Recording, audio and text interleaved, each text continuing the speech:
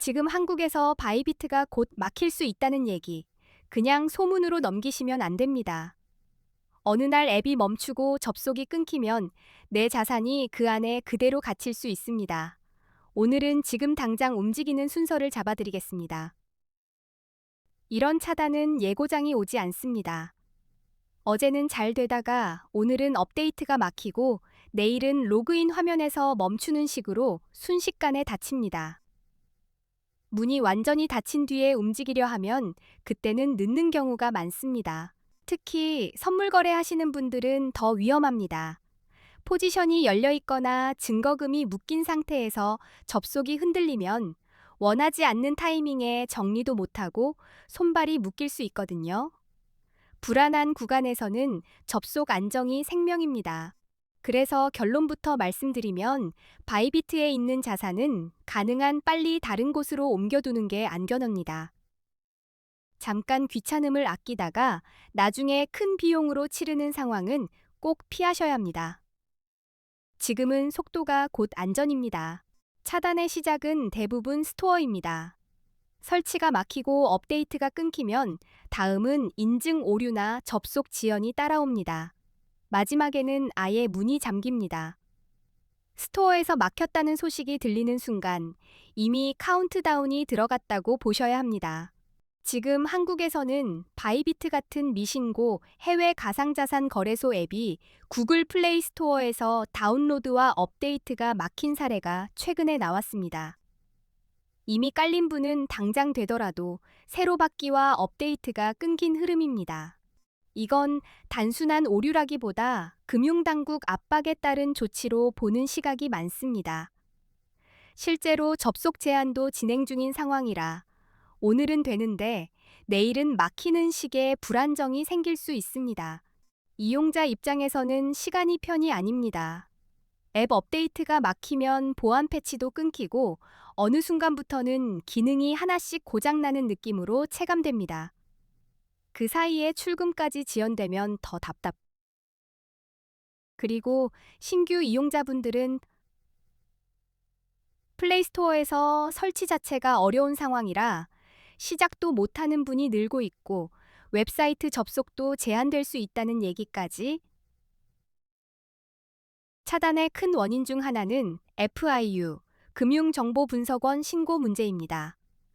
바이비트는 국내 금융당국인 FIU에 가상자산 사업자, VASP로 정식 신고가 되어 있지 않은 상태로 알려 있습니다. 신고가 안 된 해외 거래소에 대해 제재가 들어가면 플랫폼보다 이용자가 먼저 불편을 겪습니다. 입금은 됐는데 출금이 지연되거나 인증 절차가 꼬이거나 고객센터가 폭주하는 장면이 반복됩니다. 두 번째 이유는 구글 정책입니다. 구글이 한국 금융당국의 요청에 따라 미신고 해외 거래소 앱을 플레이스토어에서 퇴출시키는 결정을 내렸다는 흐름입니다. 그래서 다운로드와 업데이트가 막히는 겁니다. 여기에 세금 이슈도 겹쳐 있습니다. 국내 거래소는 앞으로 세금이 부과될 예정인데 해외 거래소는 세금 부과가 상대적으로 어렵다 보니 금융당국이 더 강하게 조치에 나선 것으로 보임.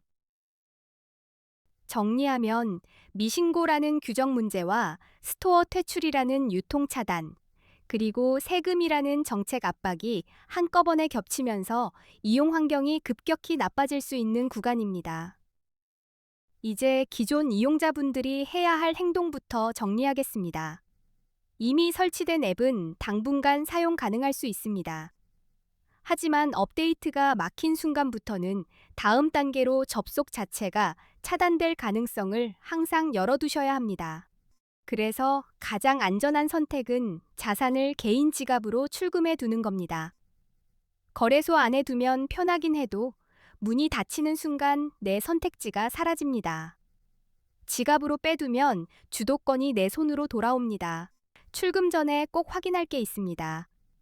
이중인증이 켜져 있는지, 출금 주소를 복사했는지, 네트워크가 맞는지, 수수료가 어느 정도인지요. 가능하면 소액으로 한번 테스트하고 문제 없을 때 본출금으로 넘어가시면 훨씬 안전합니다. 특히 메모나 태그가 필요한 코인은 실수 한 번에 복구가 어려울 수 있습니다. 주소만 맞다고 끝이 아니라 필요한 입력칸이 있는지까지 확인하셔야 합니다. 급할수록 2번 확인이 시간을 아껴줍니다. 포지션이 있다면 먼저 정리하고 남은 잔고를 천천히가 아니라 빠르게 옮기는 게 핵심입니다. 나중에 한 번에가 아니라 오늘 일부라도 먼저 빼는 습관이 이런 상황에서 기존 이용자분들 중에는 앱을 삭제했다가 다시 깔려고 해도 설치가 막혀 곤란해지는 경우가 생깁니다. 그래서 앱이 남아있을 때 출금 설정, 인증 수단, 주소 등록 같은 기본 준비를 먼저 해두시는 게 좋습니다. 신규 이용자분들은 플레이 스토어에서 앱 설치가 막혀서 시작이 어렵고 외부로 접속하는 길도 그러니 지금은 무리해서 새로 진입하기보다 이미 가진 자산의 안전한 이동부터 생각하셔야 합니다. 우회 접속 얘기도 많이 나옵니다. 앱 삭제 후 VPN으로 접속하는 식의 우회가 언급되지만 보안 위험과 법적 위험을 감수해야 할 수 있습니다. 저는 우회에 기대기보다 이동으로 정리하는 쪽을 권합니다. 국내 거래소를 대안으로 떠올리는 분도 계십니다. 물론 원화로 접근이 쉬운 장점은 있지만 국내 거래소는 레버리지 사용이 불가능하고 거래 수수료도 높은 편입니다. 게다가 추후 세금까지 부과될 예정이라 선물 거래 중심으로 하시는 분에게는 그래서 단순히 국내로만 옮기는 선택은 저는 추천드리지 않. 결국 선택지는 개인 지갑으로 보관하거나 한국에서 비교적 이용이 원활한 다른 거래소로 분산하는 겁니다. 한 군데에만 몰아두면 다시 같은 이슈가 터질 때 이번 사태로 인해 한국인들이 실제로 가장 많이 가입하고 이동하는 거래소 5곳을 저는 따로 비교 분석해 두었습니다. 불안한 와중에 아무데나 옮기면 또 같은 일을 겪을 수 있으니까요. 이 5거래소는 원화 입금이 가능하고 한글 지원도 됩니다. 수수료도 비교적 저렴한 편이고 가입하면 $100를 지급하는 이벤트를 하는 곳도 포함해 두었습니다. 거래소마다 입출금 속도, 수수료 구조, 이벤트 조건이 달라서 대충 고르면 손해가 생깁니다. 그래서 제가 핵심 차이만 보기 좋게 정리했고 바로 확인할 수 있게 고정 댓글에 묶어 두었습니다. 지금은 정보를 찾아다니며 시간을 쓰는 순간에도 상황이 변합니다. 고정 댓글을 먼저 확인하시고 본인에게 맞는 곳으로 빠르게 이동 루트를 잡아두시는 게 이동만 해두고 끝내면 아쉽습니다. 결국 자산을 옮긴 뒤에도 시장은 움직이고 우리는 다시 매매를 하게 됩니다.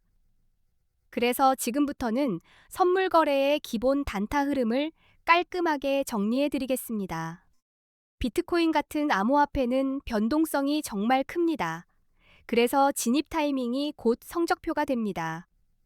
같은 방향을 봐도 들어가는 순간이 어긋나면 맞아도 흔들림에 털리고 나오는 일이 생깁니다. 먼저 용어부터 짧게 잡겠습니다. 롱 포지션은 가격이 오를 거라고 보고 매수 방향으로 베팅하는 겁니다. 반대로 숏 포지션은 가격이 떨어질 거라고 보고 하락 방향에 베팅하는 겁니다. 말은 쉽지만 실제로는 느낌이 아니라 근거가 있어야 합니다. 저는 항상 차트의 추세, 이동평균선의 교차, 거래량의 변화, 그리고 뉴스 흐름을 함께 봅니다. 하나만 맞아도 들어가는 게 아니라 여러 퍼즐이 겹칠 때만 움직입니다. 그리고 팁 하나 드리면 추세는 큰 시간봉에서 확인하고 진입은 작은 시간봉에서 잡는 게 편합니다. 예를 들어 큰 흐름이 상승이면 롱 쪽만 노리고 하락이면 숏 쪽만 노리는 식으로요. 방향을 좁히면 실수가 확 줄어듭니다. 롱 진입은 가격 상승을 예상할 때 들어갑니다. 첫 번째 신호는 차트에서 강한 상승 추세가 보일 때입니다. 고점을 계속 높여가며 올라가는 패턴이 나오면 롱이 유리해질 수 있습니다. 두 번째는 이동평균선입니다. 기술적 분석에서 50일 이동평균선이 150일 이동평균선을 위로 돌파하면 골든 크로스라고 부르고 강한 상승 신호로 해석하는 경우가 많습니다. 세 번째는 거래량입니다. 가격이 오를 때 거래량까지 같이 늘면 시장 신뢰가 붙는 신호가 될 수 있습니다. 상승에 힘이 실린다는 의미라 롱 근거로 활용할 수 있습니다. 네 번째는 뉴스입니다. 규제 완화 같은 긍정적 소식, 대형 기관 투자자의 진입, ETF 승인 같은 이벤트는 가격을 끌어올리는 재료가 될 수 있습니다. 이런 흐름이 확인될 때 롱이 유리할 수 있습니다. 반대로 숏 진입은 가격 하락이 예상될 때입니다. 첫 번째 신호는 하락 추세입니다. 저점이 계속 낮아지고 반등이 짧아지는 패턴이 반복되면 숏이 유리한 구간이 될 수 있습니다. 두 번째는 이동평균선의 반대 교차입니다. 50일 이동평균선이 150일 이동평균선 아래로 내려가면 데드크로스라고 하고 하락 신호로 해석할 수 있습니다. 세 번째는 거래량의 힘 빠짐입니다. 가격이 억지로 오르는 것처럼 보이는데 거래량이 줄어들면 상승세가 약해졌다는 신호일 수 있습니다. 이런 경우 가격이 곧 꺾일 가능성을 염두에 두고 숏 근거로 삼을 수 있습니다. 네 번째는 부정적인 뉴스입니다. 규제 강화, 해킹 사고, 주요 국가의 규제 정책 강화 같은 소식은 심리를 얼어붙게 만들고 가격 하락을 부추길 수 있습니다. 이런 때는 숏이 유리할 수 있습니다. 뉴스는 방향만 바꾸는 게 아니라 변동성도 폭발시킵니다. 발표 직전과 직후에는 캔들이 미친 듯이 튈 수 있어서 초보자일수록 한 박자 쉬고 반응을 확인한 뒤 접근하는 게 좋습니다. 급하게 들어가면 신호가 아니고 소음에 휘둘립니다. 여기서 보조 지표를 같이 쓰면 판단이 더 또렷해집니다. 비트코인 시장에서는 기술적 분석이 정말 중요하고 대표적으로 RSI, 맥디, 볼린저 밴드를 많이 씁니다. RSI는 과매수와 과매도를 보는데 도움이 됩니다. RSI가 70 이상이면 과매수로 해석해 숏을 고민할 수 있고 30 이하이면 과매도로 해석해 롱이 유리할 수 있습니다. 맥디는 추세가 살아있는지 힘이 빠지는지 흐름을 보여줍니다. 볼린저 밴드는 변동성의 폭을 보여주기 때문에 가격이 밴드 바깥으로 튀는 구간에서 과열과 공포를 읽는 데 도움이 됩니다. 다만 지표는 정답지가 아니라 보조 바퀴입니다. 가격과 거래량이 먼저이고 지표는 그걸 해석하기 쉽게 번역해주는 도구라고 생각하시면 됩니다. 지표끼리 싸우면 그날은 들어가지 않는 것도 실력입니다. 결국 롱은 상승 추세와 긍정 신호가 겹칠 때, 숏은 하락 추세와 부정 신호가 겹칠 때 확률이 올라갑니다. 한 가지만 보고 들어가기보다 최소 두세 개가 동시에 맞는 구간을 기다리시는 게 좋습니다. 그리고 선물 거래에서는 스탑로스 같은 안전장치를 습관처럼 걸어두는 게 좋습니다. 방향이 틀릴 수 있다는 전제를 깔고 감정이 아니라 규칙으로 빠져나오는 길을 미리 만들어 두셔야 합니다. 레버리지는 초보자일수록 낮게 시작하시는 게 좋습니다. 레버리지가 높아질수록 작은 흔들림에도 계좌가 크게 흔들립니다. 크게 한 번보다 작게 여러 번이 오래 살아남는 방법입니다. 또 진입할 때 시장가로 급하게 눌러버리면 미끄러짐이 생겨 생각보다 비싸게 사고 싸게 팔 수 있습니다. 가능하면 지정가로 질서를 만들고 체결이 안 되면 기다릴지 포기할지 기준을 정해두세요. 다시 한번 말씀드립니다. 지금은 거래 기술보다 자산이 어디에 있느냐가 더 중요할 수 있는 시기입니다. 한국에서 차단 흐름이 강해지면 거래보다 먼저 출금과 이동이 막힐 수 있습니다. 제가 정리해둔 5거래소 비교와 이동 팁은 고정 댓글에 모아두었습니다. 급할수록 단순하게, 안전하게, 빠르게 움직이시면 됩니다. 본인 자산이 묶이지 않게 오늘 안에 한 번은 꼭 끝까지 시청해주셔서 감사합니다. 오늘 내용이 도움이 되셨다면 고정 댓글의 정리도 함께 보시고 앞으로도 초보자분들이 따라하기 쉬운 방식으로 선물 거래 기본기와 실전 흐름을 계속 업데이트해 드리겠습니다.